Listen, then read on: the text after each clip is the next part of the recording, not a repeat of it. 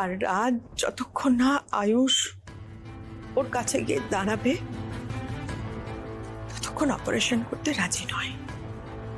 তাই বাধ্য হয়ে এখানে ছুটে এসেছি। আমার গর্ব, অহংকার, আত্মসম্মান সব ভুলিয়ে আজ বলছি তোমাকে, আমার ছেলেকে আমায় ফিরিয়ে দাও।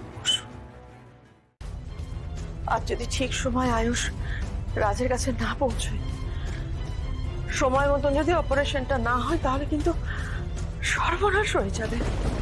না দেবীমা,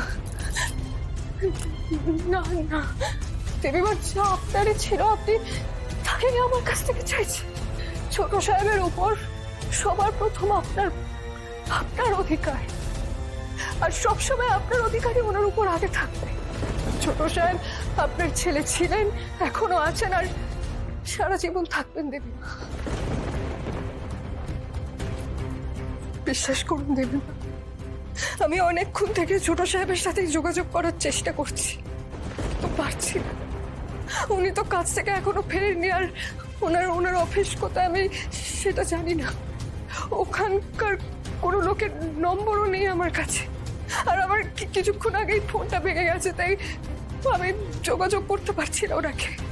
তবে আপনাকে আমি কথা দিচ্ছি, ছোট সাহেব বাড়িতে ফিরলেই আমি ওনাকে নিয়ে হাসপাতালে চলে যাব। কোনোদিনও ভাবিনি আমার ছেলের সঙ্গে দেখা করার জন্য তোমার শরণাপন্ন হতে হবে, তোমার কাছে মাথা নিচু করে দাঁড়াতে হবে। বেশ,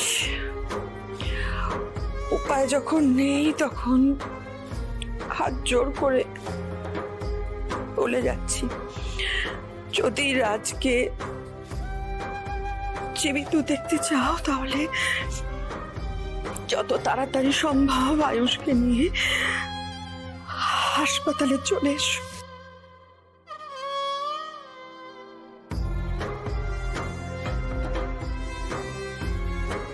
ছোট সাহেব, আপনি কোথায়? ছোট সাহেব, আপনি কোথায়? ছোট সাহেব, ঠাকুর, তুমি ছোট সাহেবকে ফিরিয়ে দাও ঠাকুর। ওনাকে বাড়িতে ফিরিয়ে দাও, যাতে আমরা দুজন হাসপাতালে যেতে পারি।